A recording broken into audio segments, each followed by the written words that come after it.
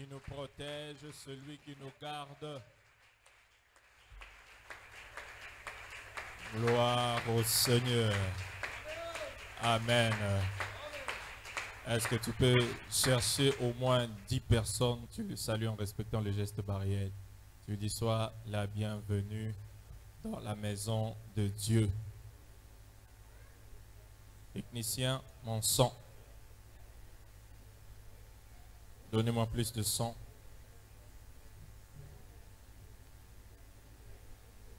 Donnez-moi plus de son. Encore plus. Tu dis sois la bienvenue dans la présence de notre Dieu ce matin. Alléluia. Alléluia. Nous sommes très contents d'être en ce lieu ce matin et nous vous souhaitons la bienvenue. Nous allons directement passer à la parole de Dieu. Nous n'allons pas attendre les retardateurs. Nous allons directement passer à la parole.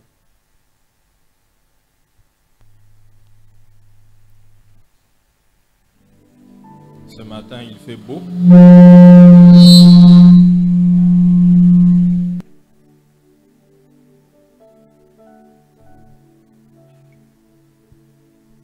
Il fait très beau ce matin, je disais. C'est comme s'il allait pleuvoir. Parce qu'il a plu la nuit. Hein? Nous allons ouvrir nos Bibles dans le livre de Jean. Jean, chapitre 15, le verset 8. Jean, chapitre 15, le verset 8. Si tu l'as eu, tu dis Amen. Nous allons lire. La Bible déclare. Est-ce qu'on peut lire ensemble? 1, 2, go. Si vous portez beaucoup de fruits, c'est ainsi que mon Père sera glorifié et que vous serez mes disciples et que vous serez mes disciples. Seigneur, parle à ton peuple ce matin. Merci pour ta grâce, merci pour ta bonté, merci pour ce temps que tu nous accordes pour parler à ton peuple.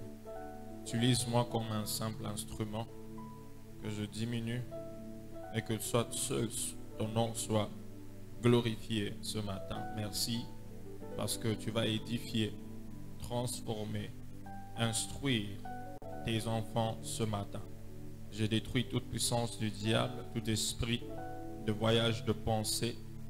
Je le loigne de ces lieux au nom de Jésus. Merci pour ta présence. Au nom de Jésus, quelqu'un crie fortement Amen. Tu peux t'asseoir. Mon thème de ce matin, c'est le prix à payer pour être disciple de Jésus. Le prix à payer pour être disciple de Jésus. Cela est mon thème ce matin. Un disciple de Jésus, premièrement, c'est une personne qui a accepté Jésus comme Seigneur et Sauveur personnel et qui est réconcilié avec Dieu. C'est ça un disciple. Un disciple de Jésus, premièrement, c'est une personne qui a accepté Jésus-Christ comme Seigneur et Sauveur et qui est réconcilié avec Dieu.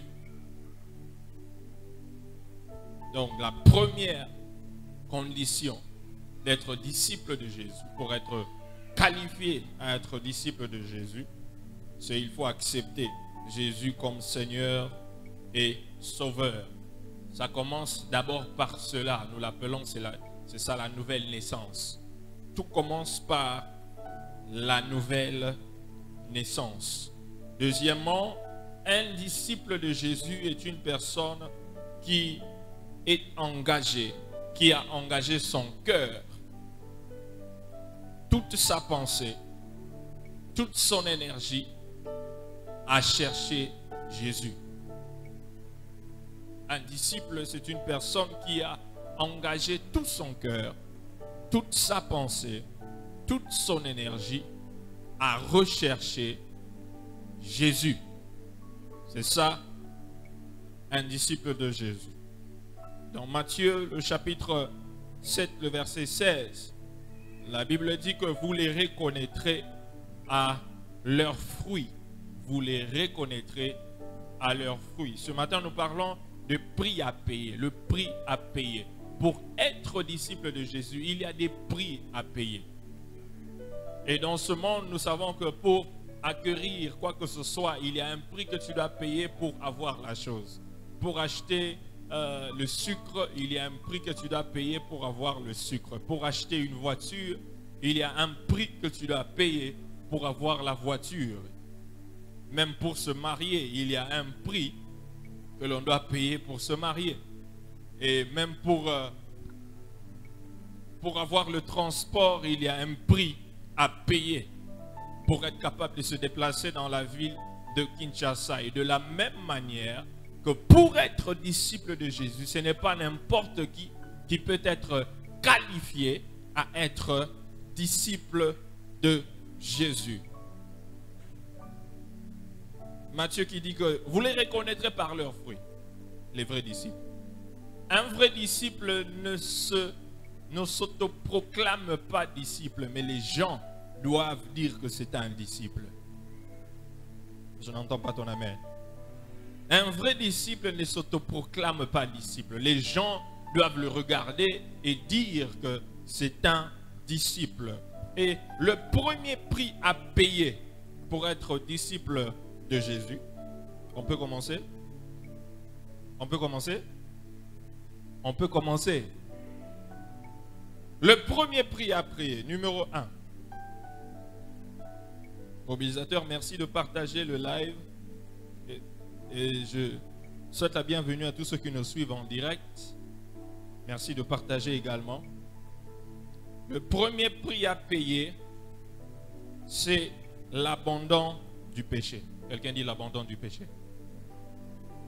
Plus fort. Plus fort. L'abandon du péché. Le premier prix que tu dois payer pour être disciple de Jésus, c'est l'abandon du péché. Tu dois être capable d'abandonner le péché. Le maître que tu veux suivre comme son disciple, lui-même s'est séparé du péché. La Bible dit que pendant son temps sur terre, il a vécu sans péché, sans péché. Cela ne veut pas dire qu'il n'a pas été tenté, qu'il n'a jamais été tenté de pécher. Oui, il a été tenté, mais il a vécu sans péché. Et le disciple doit apprendre à vivre dans la pureté. Le disciple doit apprendre à vivre dans la sanctification. Le disciple doit arriver au point où il abandonne le péché. Le péché n'est plus sa vie. Il ne vit plus dans le péché. Parce que tu ne peux pas être disciple de quelqu'un qui est le péché et toi, tu aimes le péché. Ça ne marche pas. Soit tu es disciple, soit tu ne l'es pas. Point barre. Il n'y a pas une zone au milieu. Non. Soit tu es disciple, soit tu ne l'es pas. Et si tu es disciple, donc, tu dois abandonner le péché. Est-ce que quelqu'un me suit? Voici les désirs de la chair. Voici quelques péchés que nous devons abandonner. Mais ce n'est pas seulement, la liste n'est pas exhaustive. Galates chapitre 5, le verset 19 à 21. Galates chapitre 5, verset 19 à 21. Galates chapitre 5, verset 19 à 21. Voici ce que la Bible dit. Or, les œuvres de la chair sont manifestes. Ce sont l'impudicité, l'impureté, la dissolution, l'idolâtrie, la magie, les inimités, les querelles, les jalousies, les animosités, les disputes, les divisions, les sectes, l'envie, l'ivrognerie, les excès de table, les choses semblables. Je vous dis d'avance, comme je l'ai déjà dit, que ceux qui commettent de telles choses n'hériteront point le royaume de Dieu. Si tu te retrouves dans cette liste, il faut savoir que toi, avec le ciel, vous n'avez pas de contrat. Ça veut dire qu'au ciel, tu n'as pas de place. Au ciel, tu n'as pas de place. Technicien, donnez-moi un peu de son. Je ne veux pas beaucoup crier. Au ciel, tu n'as pas de place.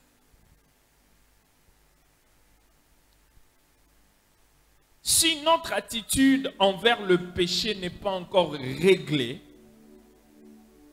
et que nous ne travaillons pas pour être totalement libérés du péché, nous ne pourrons pas être disciples de Jésus.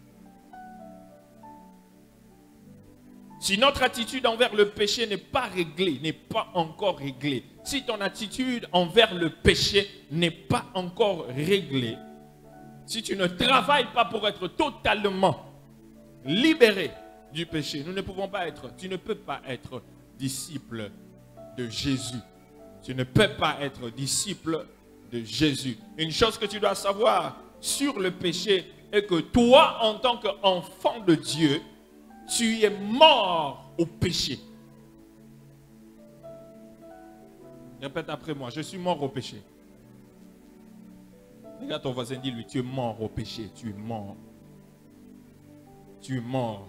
Romains chapitre 6, le verset 5 à 7. Romains chapitre 6, le verset 5 à 7.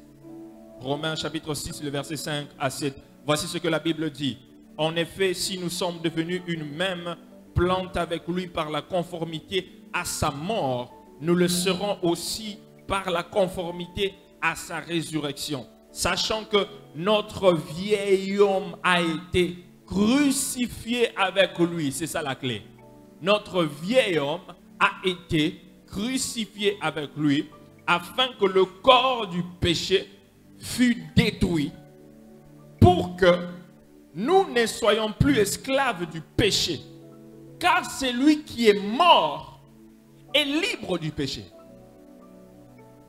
Celui qui est mort est libre du péché. Celui qui est mort est libre du péché. La Bible dit quoi? Celui qui est. Et quoi? Celui qui est. Et. Celui qui est. Et. Est-ce que je parle à des morts ce matin?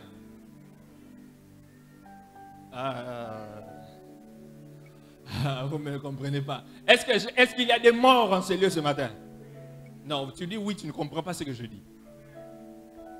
Est-ce qu'il y a quelqu'un qui comprend ce que je dis? Hein? Est-ce que quelqu'un comprend ce que je dis quand je pose la question si tu es mort? Parce que lorsque tu acceptes Jésus-Christ, tu étais dans le monde, tu es vivant dans le monde, tu es vivant au péché. Et lorsque tu acceptes Jésus, nous mourrons avec lui. Souvent, lorsque nous faisons le baptême, nous prenons le baptême, on dit qu'on meurt avec et on fait quoi? On ressuscite. Lorsque tu meurs, ça veut dire que tu meurs au péché. Tu meurs dans ton ancienne vie. Tu meurs des mauvaises habitudes. Tu meurs de mauvais styles de vie. Tu meurs de toute ton ancienne vie là. Donc, dans ton ancienne vie, tu es mort. Et quand tu ressuscites en Christ. Ça veut dire ceux qui sont ressuscités en Christ sont morts au péché. Ça veut dire celui qui est en Christ, c'est un mort. Il est mort au péché. Donc, un mort, par exemple, un mort dans le cercueil, si tu le gifles, il va répondre. Tu l'insultes, il va répondre. Tu le jettes de l'eau, il va se réveiller pour dire, pourquoi tu me jettes de l'eau? Non, il ne réagit pas. Il ne dit rien. Si une femme vient tenter, quelqu'un qui est mort dans le cercueil, est-ce qu'il va réagir? Non. Mais ce que j'ai remarqué, dans l'église, nous n'avons pas des chrétiens morts, nous avons des gens qui sont évanouis. Nous n'avons pas des disciples qui sont morts, mais qui sont évanouis. Parce que si quelqu'un s'est évanoui, si tu les gifles, il se réveille. Tu m'as giflé pourquoi? Il réagit. Parce que tu n'es pas mort. Regarde ton voisin devant lui. Es-tu mort ou évanoui?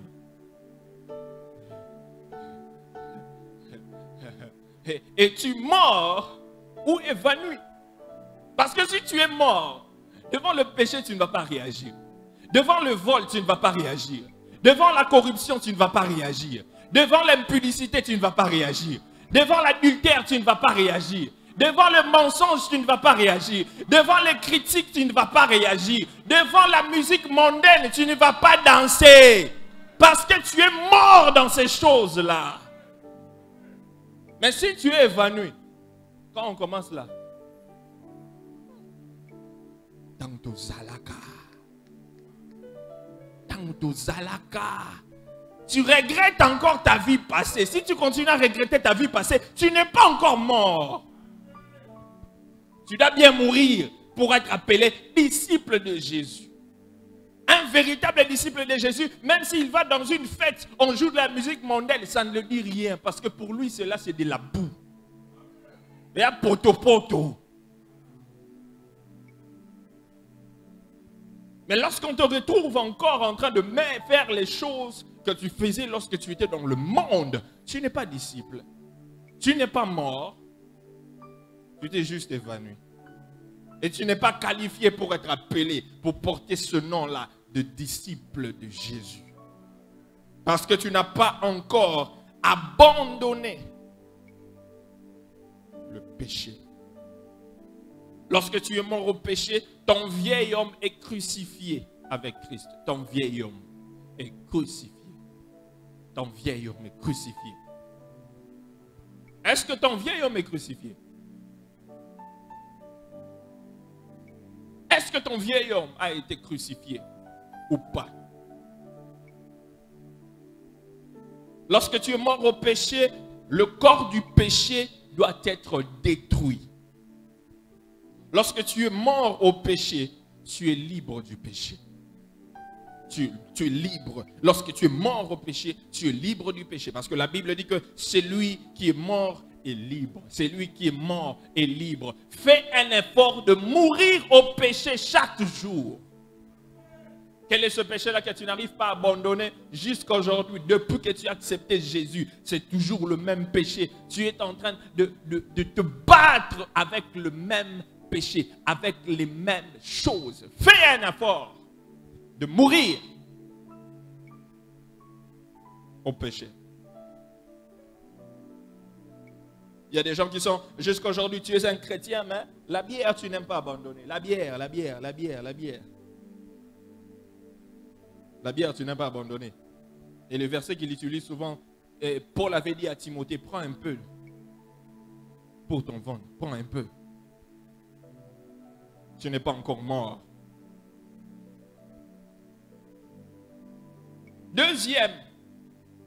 Le deuxième prix à payer pour être disciple de Jésus. Le deuxième prix à payer pour être disciple de Jésus. Matthieu chapitre 16, le verset 24. Matthieu chapitre 16, le verset 24.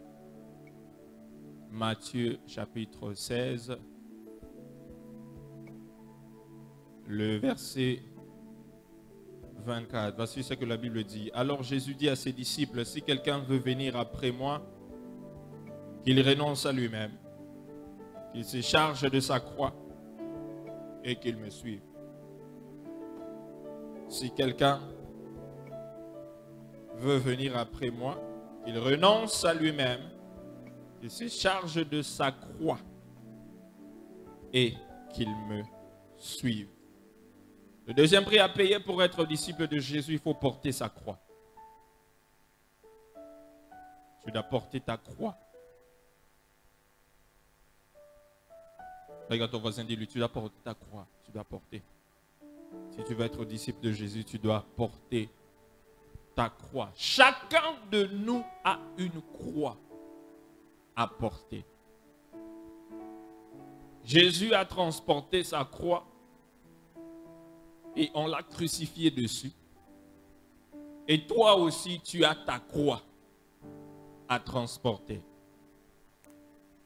Le frère qui dit des amens là, tu peux arrêter, tu me déranges. Chacun de nous a des croix à transporter. Tu as une croix à transporter et tu dois la transporter. Lorsque nous parlons de la croix, cela fait allusion à la souffrance. Lorsque nous parlons de la croix, cela fait allusion à l'humiliation. Lorsque nous parlons de la croix, cela fait allusion au rejet. Lorsque nous parlons de la croix, cela fait allusion aux difficultés qu'un chrétien, un disciple doit affronter. Tu dois passer par ce chemin-là. La croix, la croix, la croix. Chaque disciple, il dit, si quelqu'un veut me suivre, qu'il renonce à lui-même et qu'il porte, qu'il se charge de sa croix. Es-tu capable de transporter ta croix pour être qualifié? Pour être qualifié de disciple de Jésus. Es-tu prêt à transporter ta croix?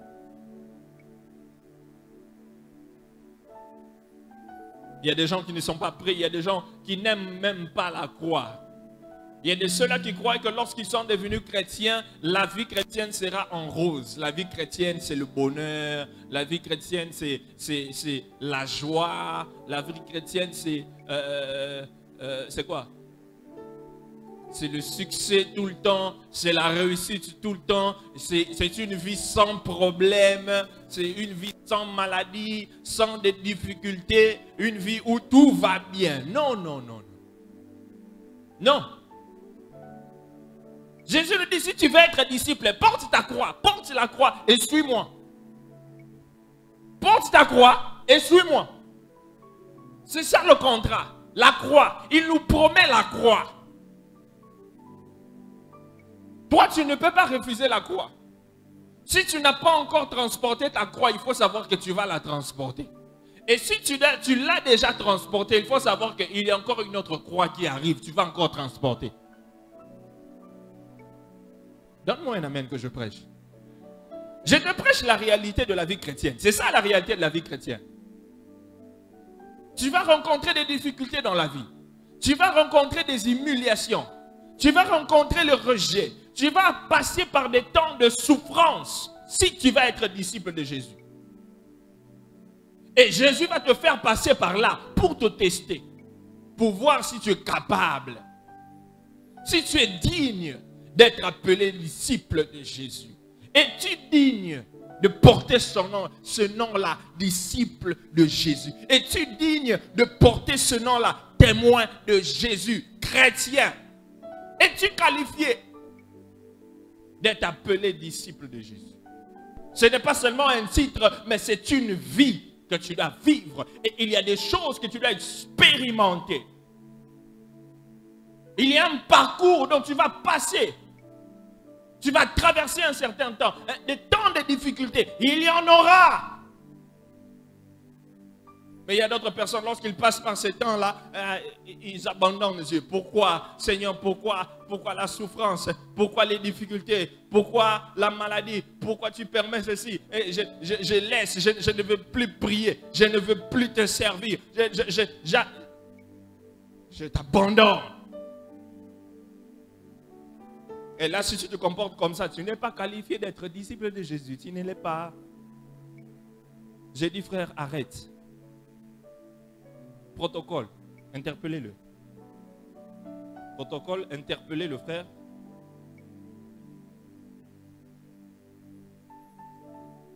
Le chef de protocole, interpellez le frère.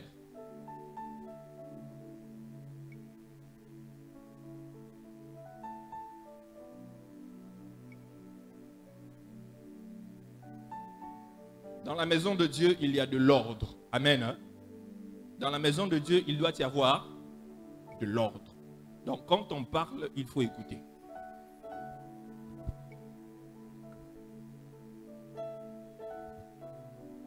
Es-tu prêt à être insulté? Es-tu prêt à être rejeté? Es-tu prêt à être calomnié? Es-tu prêt à souffrir, à payer le prix qu'il faut pour être disciple de Jésus? Es-tu prêt? Regarde ton voisin, pose-lui la question. Es-tu prêt? Es-tu prêt à payer le prix? Es-tu prêt à payer le prix? Qu'est-ce qu'il t'a dit? Qu'est-ce qu'il t'a dit? Ou qu'est-ce qu'elle t'a dit? Qu'est-ce que ton voisin t'a dit? Il est prêt? Elle est prête? Qui est prêt à payer le prix pour être appelé disciple de Jésus? Qui est prêt? Sérieusement, je dis sérieusement, qui est prêt? Qui est prêt? Ok. Qui veut aller au ciel? Qui veut aller au ciel? Oh, mais je vois, il y a d'autres personnes qui n'ont pas levé la main. Qui veut aller au ciel? Ok. Merci, merci. Laissez-le.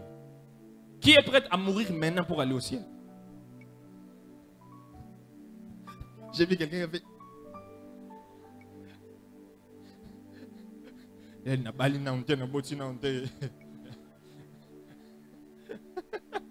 pas encore eu d'enfant. Je ne me suis pas encore marié. Je veux mourir. Je veux mourir maintenant comment?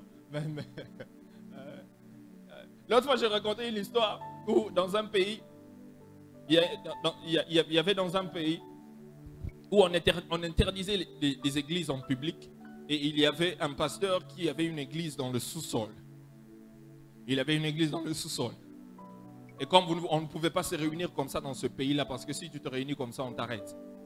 Et dans le sous-sol, ils avaient culte. Et quand ils avaient culte sans instrument, sans quelque chose qui pouvait faire du bruit. Et lorsqu'ils priaient, c'était toujours à basse voix. Pour que les gens ne les entendent pas. Alors, ils étaient là en train de se réunir comme d'habitude. Et puis un dimanche, un certain dimanche, pendant qu'ils avaient culte, il y a des soldats qui entrent dans l'église. Ils étaient au sous-sol, donc vous entrez dans... Personne ne peut croire qu'il y a une église là-bas, donc c'est très calme. Il y a des policiers, des militaires qui entrent dans l'église. Et ils disent, tout le monde, à terre, à terre, à terre. Vous faites quoi ici? Vous priez? On vous a interdit de prier, mais vous êtes en train de prier. Vous êtes en train de prier. Il dit, ok, ça va. Quand vous êtes en train de prier, on va voir qui est prêt à mourir aujourd'hui pour sa foi. Tu dis que non, moi je ne vais pas arrêter de prier, je suis chrétien. Et qui est prêt à mourir maintenant là. Si tu es prêt à mourir, va à droite. Celui qui n'est pas prêt à mourir, reste à gauche. On commence à voir les membres qui commencent à se regarder. Il dit, hein? Dis-moi, toi dans cette église là, tu fais quoi quand on t'a dit ça? Tu vas aller à gauche ou à droite?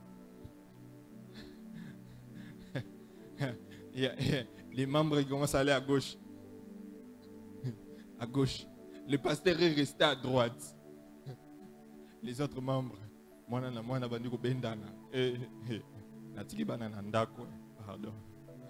Les gens qui allaient à gauche, qui allaient à gauche, qui allaient à gauche. Il a dit, ok. Donc, vous, il y avait le pasteur et son assistant qui étaient restés à droite. Et les autres étaient à gauche. Ils ont dit non, on ne va pas mourir. Il a dit, ok, comme vous ne voulez pas mourir, vous abandonnez Jésus. Oui, ok, vous sortez. Partez. On les a libérés. Ils sont partis. Et les militaires sont restés, ils ont dit, pasteur, maintenant là, les vrais chrétiens sont là. On commence le culte. Commençons le culte. C'était des chrétiens.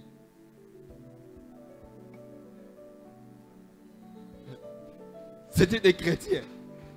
Ils étaient là pour prier avec des vrais disciples. Comme le pasteur et son assistant étaient prêts à mourir pour la foi. Ils ont dit, ok, maintenant on sait qu'il y a des vrais chrétiens ici. Prions. Banda, mon côté, comme on a l'habitude de faire. Mon côté.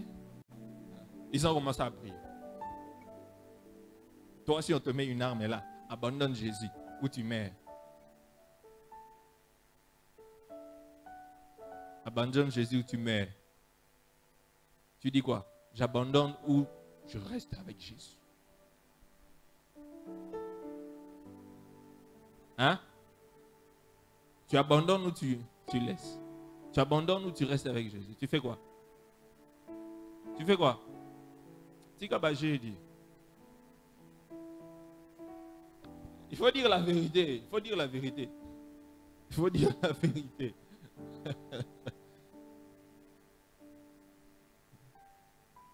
Matthieu chapitre 10, le verset 22. La Bible dit, Matthieu 10, 22, la Bible dit, vous serez haïs de tous à cause de mon nom. Et celui qui persévérera jusqu'à la fin sera sauvé. Vous serez haïs de tous à cause de mon nom. Si les gens ne t'aiment pas à cause de Jésus, ce n'est pas quelque chose de nouveau. Jésus nous avait déjà dit ça. J'ai dit, Jésus nous avait déjà dit ça. Tu seras haï de tous. Tu seras rejeté. La persécution va venir. Les problèmes vont venir. Ce n'est pas quelque chose de nouveau. Tu ne dois pas être surpris que les gens te haïssent à cause de Jésus. Non. Reste accroché à Jésus. J'ai dit à quelqu'un ce matin, reste accroché à Jésus. Reste accroché à Jésus malgré les souffrances, malgré les difficultés, malgré les problèmes. Reste attaché à Jésus. Jusqu'à la fin. La Bible dit que celui qui persévérera jusqu'à la fin sera. Ce n'est pas à la fin d'une course qu'on donne la couronne à quelqu'un. C'est à la fin de la course. Ce n'est pas au début de la course qu'on donne la couronne, mais c'est à la fin de la course. Ce n'est pas au début de la course qu'on donne la médaille, mais c'est à la fin de la course. Si tu veux avoir la médaille, tu n'es pas appelé à abandonner. Tu ne dois pas jeter l'éponge. Persévère jusqu'à la fin. Persévère jusqu'à la fin. Je viens dire à une sœur ce matin qui est en train de souffrir, persévère jusqu'à la fin. Je viens dire à une maman qui passe par des moments difficiles, persévère jusqu'à la fin. Je viens dire à un papa qui est dans des difficultés, persévère jusqu'à la fin. N'abandonne pas Jésus maintenant. Peut-être que tu es déjà près de ton miracle. Même si Jésus ne t'a pas encore donné ce que tu attends de lui, persévère. Persévère malgré tout, malgré la souffrance, malgré les difficultés, avance. J'ai dit avance. J'ai dit avance. Avance. Paul est en train de dire dans Romains que j'estime que les souffrances du temps présent ne sauraient être comparées à la gloire à venir. Les souffrances du temps présent ne peuvent pas être comparées à la gloire à venir. J'ai dit à quelqu'un ce matin que ce qui t'attend devant est plus que ce que tu expériences maintenant. Ce que Dieu a pour toi est plus que ce que tu expériences, et plus que les difficultés que tu as en ce moment. Les souffrances que tu traverses en ce moment ne sont rien comparé à la gloire qui t'attend. N'abandonne pas maintenant. N'abandonne pas maintenant. Ne baisse pas le bras. Ne laisse pas cette situation t'accabler. Ne laisse pas cette situation te bouger, te perturber. Ne permets pas à cette situation-là de te perturber. Ne permets pas. Regarde ton voisin, dis-lui, ne permets pas à cette situation de te perturber. Ne permets pas à cette situation de te perturber. Tu es supposé passer par là. Tu es supposé passer par là. Vous savez, Jésus-Christ, il avait une mission sur terre de sauver l'humanité. Mais il devait passer par la souffrance. Il devait passer par la croix.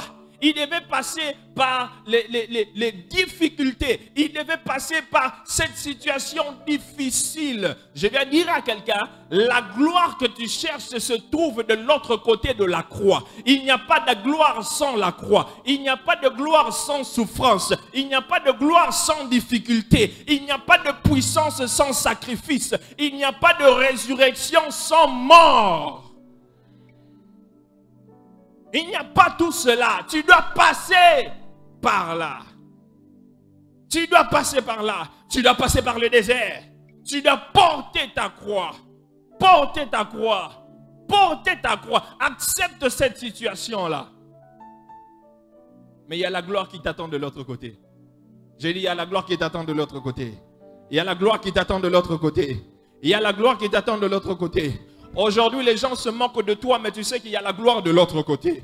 Aujourd'hui, les gens te négligent, mais il y a la gloire de l'autre côté. Persévère. Persévère. J'encourage quelqu'un ce matin. Persévère. Persévère. Porte ta croix. Ne la laisse pas tomber. Ne dépose pas la croix par terre. Non, persévère. C'est difficile, oui. Tu dois passer par là. Le Seigneur sait que tu es capable de supporter ça. La Bible dit ceci. Il n'y a aucune tentation qui n'est survenue aux hommes. Mais parce que tout ce que Dieu permet, ce que Dieu permet dans ta vie, il envoie une tentation. Il sait que tu es capable de la supporter. Il sait que tu es capable de la supporter. Il sait que tu es capable de la supporter. C'est pourquoi il envoie cela dans ton chemin. Tu es capable de supporter ça. C'est difficile, oui, mais tu es capable de supporter cela.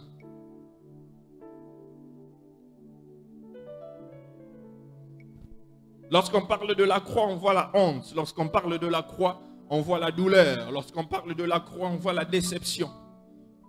Lorsqu'on parle de la croix, on voit les maladies, on voit la pauvreté. On voit les persécutions. Mais vous savez, lorsque le diable sait que Dieu est sur le point de faire quelque chose dans ta vie, il va venir et il va essayer de te donner un raccourci pour échapper le chemin sur lequel Dieu t'a mis. Il va essayer de te donner un raccourci. Nous voyons cela dans la Bible, dans Luc chapitre 4, le verset 5 à 7. Luc chapitre 4, le verset 5 à 7. La Bible dit que le diable l'ayant élevé, lui montra en un instant tous les royaumes de la terre et lui dit, je te donnerai toute cette puissance et la gloire de ce monde, car elle m'a été donnée et je la donne à qui je veux. Si donc tu te prosternes devant moi, elle sera toute à toi. Le diable savait que Jésus était venu pour récupérer tout cela, pour sauver l'humanité. Mais Jésus devait passer par la souffrance, par les persécutions, par la honte, par l'humiliation. Et le diable vient lui proposer un chemin facile, un raccourci. Il faut savoir, il ne faut jamais accepter le raccourci dans la vie, parce que le raccourci va raccourcir ta vie. Chaque raccourci va raccourcir ta vie. N'accepte jamais de raccourci. Suis le chemin de Dieu. Suis le chemin que Dieu a mis devant toi. Reste là, c'est difficile, mais Zalawana. Zalawana. N'arrête pas de prier, reste seulement là. Satan voulait que Jésus puisse éviter la croix. Il voulait éviter. Et Jésus, mais tu n'es pas obligé de passer par la croix. Je peux te le donner si seulement tu te prosternes. Tu n'es pas obligé de passer par la croix. Tu n'es pas obligé de passer par tout ce que le Père veut que tu subis. Tu n'es pas supposé subir tout cela. Non, je peux te donner un raccourci. Je peux te donner un raccourci. N'accepte jamais les raccourcis. Regarde ton voisin, dis-lui, n'accepte jamais les raccourcis. N'accepte jamais les raccourcis. Vous savez que le peuple d'Israël, lorsqu'ils sont sortis de l'Égypte, la marche de l'Égypte vers la terre promise n'était qu'une marche de quelques jours. N'était qu'une marche de quelques jours. Ils pouvaient marcher de l'Égypte. En quelques jours, ils pouvaient arriver en Canaan. Mais Jésus, Dieu n'a pas permis que le peuple d'Israël prenne le raccourci. Dieu ne va jamais t'emmener dans le raccourci. Jamais. Lorsqu'il veut t'emmener dans ta destinée, il ne va jamais te donner un raccourci. Parce que, vous savez pourquoi Dieu n'a pas permis au peuple d'Israël de prendre le raccourci? Vous savez pourquoi? Est-ce que vous savez pourquoi? Je vous pose la question, non? Vous savez pourquoi Dieu n'a pas permis au peuple d'Israël de prendre le raccourci? Que je vous dise pourquoi. Que je vous dise pourquoi. Je n'entends pas. Que je vous dise pourquoi. Dieu ne voulait pas des Égyptiens dans la terre promise, mais des Israéliens. Dieu ne voulait pas des Égyptiens dans la terre promise, mais des Israéliens. Lorsque le peuple d'Israël était en Égypte, ils ont fait combien d'années? 430 ans. Celui qui est né à la 100e année, ou celui qui est né à la 345e année, avant de sortir, qu'est-ce qu'il connaît? Quelle est la culture qu'il connaissait? Quelle est la langue qu'il connaissait? Quels sont les dieux qu'il connaissait? Le caractère qu'il avait? Est-ce que c'était un Israélien? C'était quoi? Et si Dieu les prenait directement dans la terre promise, et il faut savoir une chose, la terre promise n'est jamais vide, elle est occupée. Elle était occupée. Il y avait des gens là-bas, il y avait des géants. C'est ce que la Bible dit, non? Quand on a envoyé des espions qui sont partis espionner là-bas, ils ont dit quoi? On a vu des géants, on a vu des grands. La terre promise n'était pas vide, il y avait des gens qui occupaient la terre promise. Alors, pour que Dieu se rassure que ces gens que j'ai fait sortir d'Égypte et que j'ai fait entrer dans la terre promise ne vont pas fuir devant les géants pour rentrer en Égypte, il faut que je fasse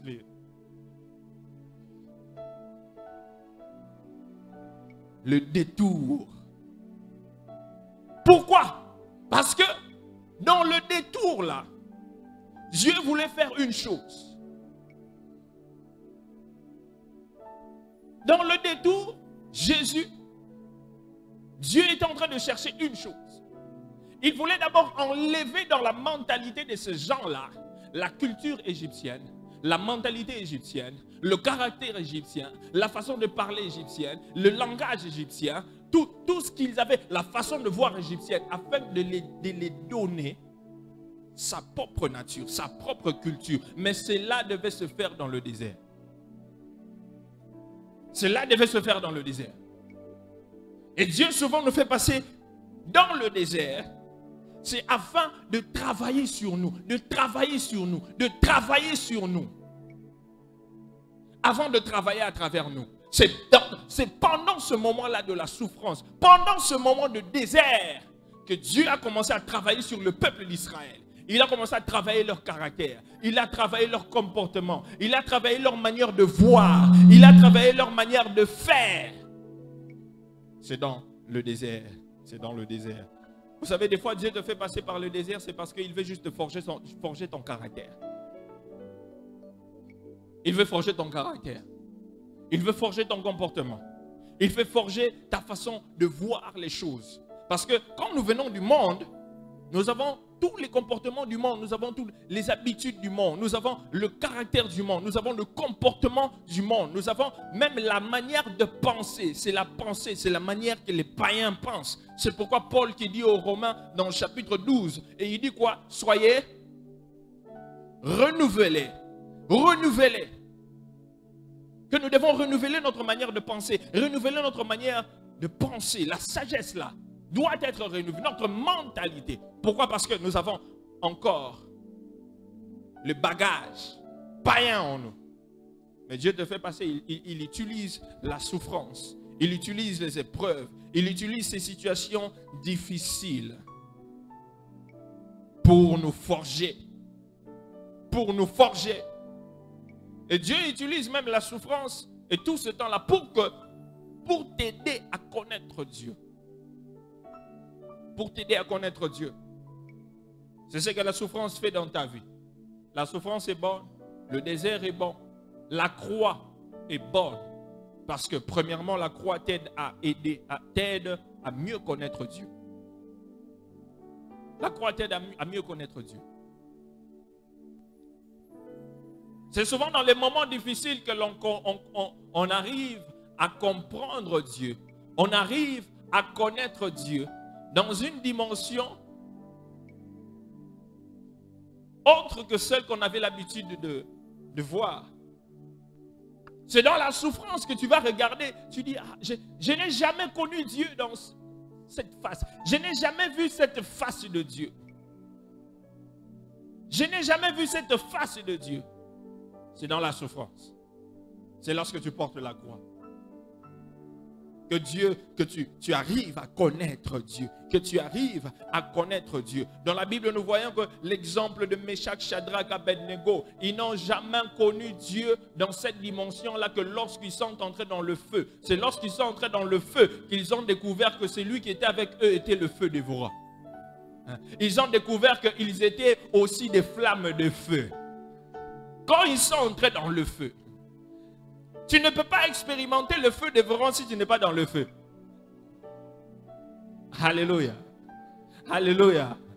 Tu ne peux pas expérimenter le feu dévorant si tu n'es pas passé par le feu. Tu ne peux pas expérimenter Jéhovah Rapha si tu n'as jamais été malade. Il doit permettre que la maladie te frappe pour que tu dises, ah, réellement, notre Dieu est Jéhovah Rapha. Tu ne peux jamais expérimenter Jéhovah Jireh si tu n'es jamais dans le manque. Dieu te met dans le manque et tu exerces ta foi et il se manifeste comme étant celui qui pourvoit. C'est alors que tu dis réellement notre Dieu, il est Jéhovah Jireh. C'est seulement lorsque ton ennemi, il est en train de t'attaquer de gauche à droite, tu ne sais pas où aller et que l'Éternel se manifeste comme étant El Sabaoth, l'Éternel est des armées, qu'il vient avec son armée pour intervenir dans ta situation. C'est dans ce moment-là que tu dis réellement l'Éternel est El Sabaoth. Les sœurs de Lazare ne pouvaient jamais connaître Jésus comme étant la résurrection et la vie si leur frère n'était pas mort. Il fallait que Lazare meure pour qu'il réalise que Jésus est la résurrection et la vie. Jésus est la résurrection et la vie. La situation dont tu traverses en ce moment, c'est pour que Dieu puisse se révéler d'une autre face. Pour qu'il puisse se révéler d'une autre manière dans ta vie. Et la souffrance,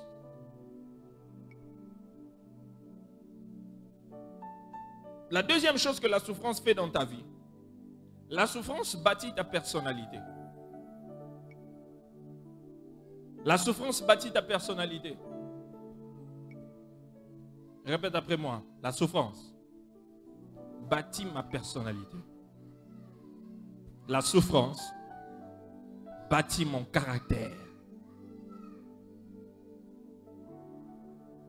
C'est ça. C'est dans la souffrance que l'Éternel forge ton caractère. C'est dans la souffrance que Dieu travaille sur ta personnalité. Pourquoi? Afin que tu sois capable de gérer la gloire à venir.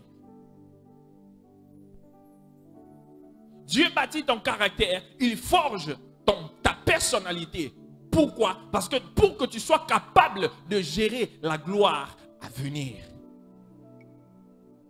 Parce qu'il faut savoir une chose, que celui qui est incapable de supporter les souffrances actuelles ne sera pas capable de gérer la gloire à venir.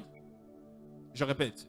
Celui qui n'est pas capable de supporter les souffrances actuelles ne saura pas gérer la gloire à venir. Si tu ne sais pas supporter la souffrance maintenant, lorsque la gloire viendra, tu ne seras pas non plus capable de gérer la gloire. Si tu sais gérer la souffrance, tu sais supporter la souffrance et en sortir meilleur, lorsque la gloire viendra, tu sauras gérer cette gloire-là.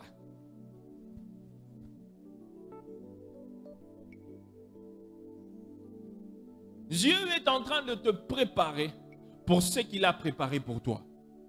Lorsqu'il bâtit ton caractère. Il bâtit ton caractère parce qu'il te prépare pour ce qu'il a préparé pour toi. Tu dois être prêt pour ce que Dieu a pour toi.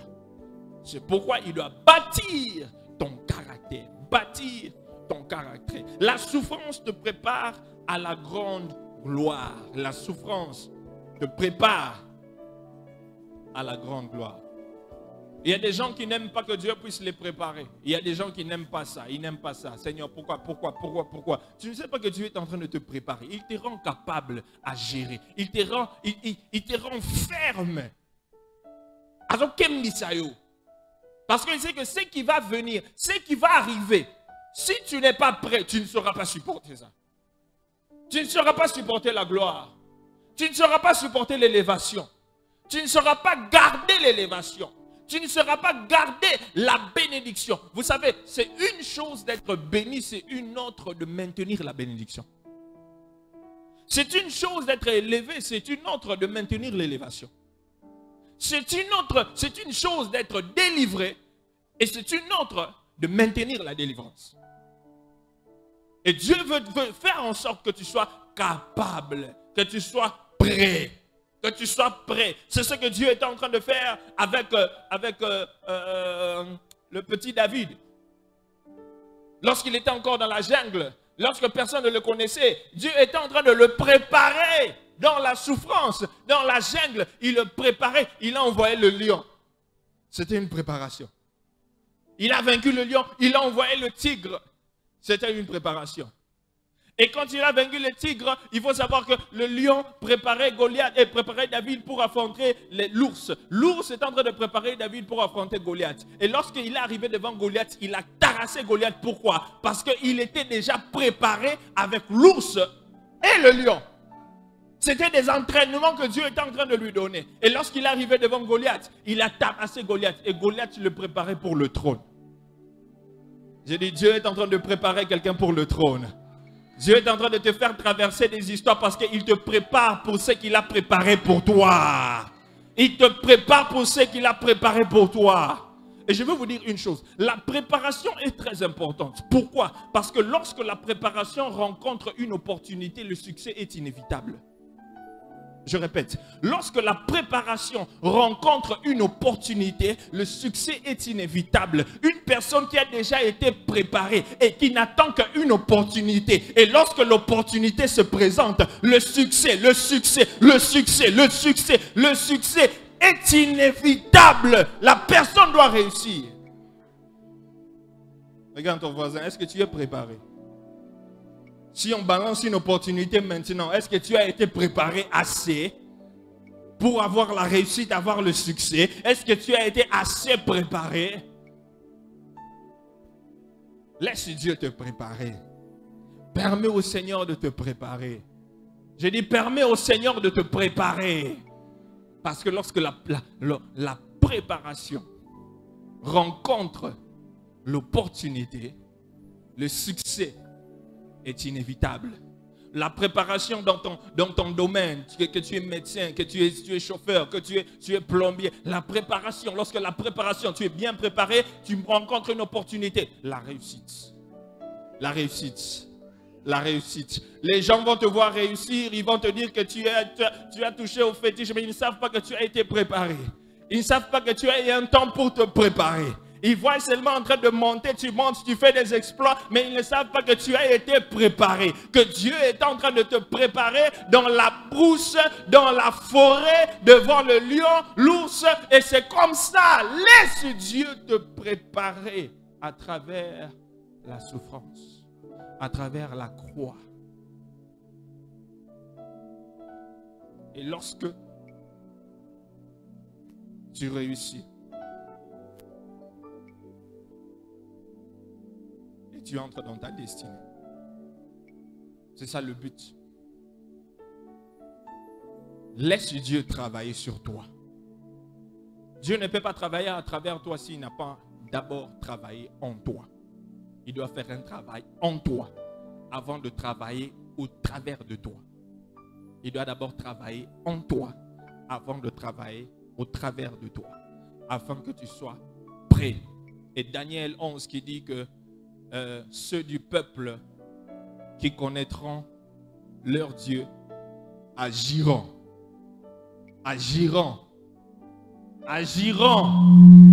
avec fermeté parce qu'ils ont déjà été préparés. Et lorsqu'ils agissent avec fermeté, on sait que ça, ce sont des disciples de Jésus. Quand tu vois un disciple accompli qui n'est pas bougé par les circonstances, il faut savoir qu'il a payé des prix.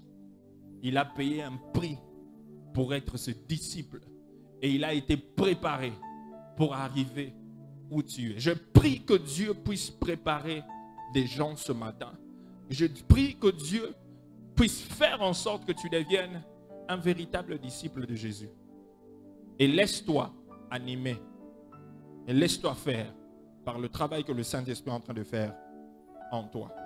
Que l'Éternel vous bénisse.